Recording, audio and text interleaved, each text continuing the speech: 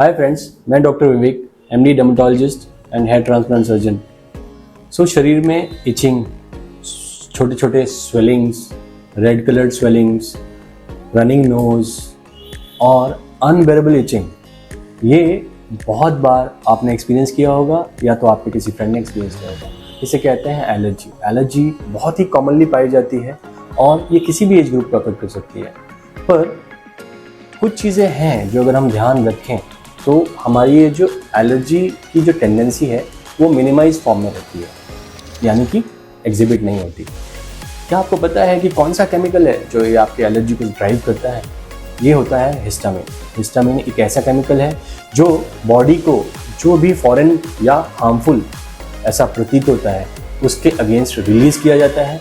ये रिलीज होने से जितने भी सिम्टम्स हमने डिस्कस किए वो एलर्जी के मैनिफेस्ट होते हैं। तो क्या अगर हम जानकारी रखें कौन से फूड में हिस्टामिन मिलता है, कौन सी चीज़ों को अवॉइड करने से हिस्टामिन्स जो हैं वो बॉडी में रिलीज नहीं होंगे, तो हमारे लिए एलर्जी के लिए यूज़फुल रहेगा।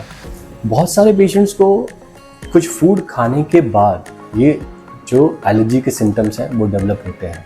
तो क्यों ना जाना जाए कि कौन से फूड्स में हिस्टामिन ज़्यादा होते हैं, उसको अवॉइड करें तो हम अपना जो एलर्जी बनने का प्रोसेस है उसको ब्रेक कर। ऐसा कहा जाता है कि almost all food and drinks they contain histamine, और जैसे ये जो खाना है वो जितना एजेड होता जाता है, जितना स्पॉइल या फर्मेंट होता जाता है, हिस्टामिन का लेवल उतना बढ़ता है।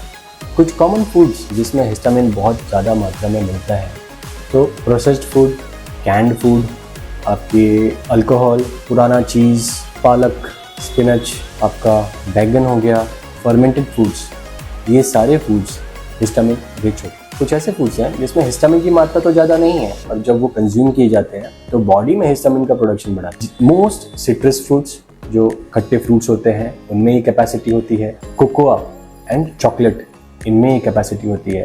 Tomato, peanut, egg white, fish, इनमें ये कैपेसिटी होती है कि जब ये कंज्यूम किए जाएं तो जिस व्यक्ति को एलर्जी सिम्टम रहते हैं उसमें हिस्टामिन का प्रोडक्शन बढ़ जाता है, जिसकी वजह से उनमें एलर्जी के सिम्टम्स फिर से वापस दिखाई देते हैं। हमारी गट की जो इम्यूनिटी होती है उसका भी बहुत बड़ा रोल होता है हिस्टामिन के रिलीज होने में और इस एलर्जी की साइकिल को कंटिन्यू रखने में। वहाँ पे दो महत्वपूर्ण एंजाइम्स होते हैं, DAO एंड HNMT। ये दो एंजाइम्स होते हैं गट की लाइनिंग में जो हेल्प करते हैं हमें एलर्जी से इम्यून होने में।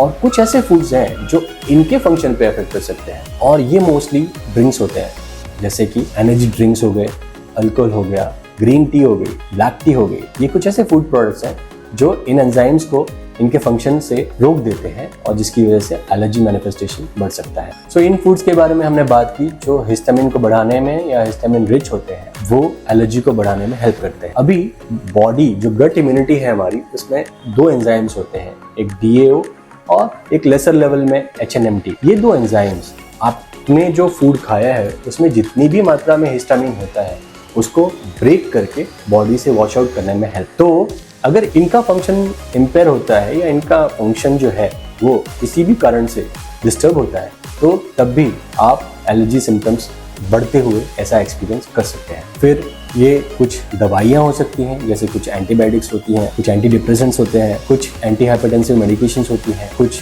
आपकी गैस्ट्रिक मेडिकेशंस होती हैं, जिसकी वजह से इन दो एंजाइम्स का फंक्शन इम्पेयर हो सकता है और आपके एलर्जी सिम्टम्स बढ़ सकते हैं। अगर ऐसा होता है तो कृपया अपने ट्रीटिंग डॉक्टर से मिलें और डिस्कस करें ताकि वो एक सही कंक्लूजन पे पहुंच पाए। उसके साथ अगर हमें ये जानकारी रहे कि कहाँ पे स्टॉप होना है, कौन से फूड को अवॉइड करना है, कौन सी मेडिकेशन को हमें ऑब्जर्व करना है कि वो हमें हमारे हिस्टामिन लेवल को बढ़ा तो नहीं रही, एलर्जी हमारी बढ़ा तो नहीं रही, अगर हम ये जागरूक बन पाएँ तो हमारी एलर्जी से फाइट करने की जो कैपेसिटी है वो बढ़ जाएगी। कुछ रिसर्च भी बताती है कुछ विटामिन्स एंड मिनरल्स एलर्जी से फाइट करने में हेल्प करते हैं। Vitamin B1, vitamin B6, vitamin B12, vitamin C, calcium, magnesium, copper and zinc, ये कुछ विटामिन्स हैं जो हमारी एलर्जी से इम्यून कैपेसिटी बढ़ाने में काफ़ी हेल्प करते हैं। सो हमने ये डिस्कस किया कि कैसे हिस्टामिन रिच फूड आपकी एलर्जी को बढ़ाएगा,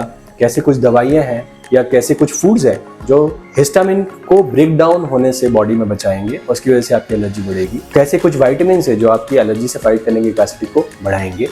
तो ये ओवरऑल अंडरस्टैंडिंग एलर्जी से फाइट करने में आपको काफ़ी हेल्पफुल होगी।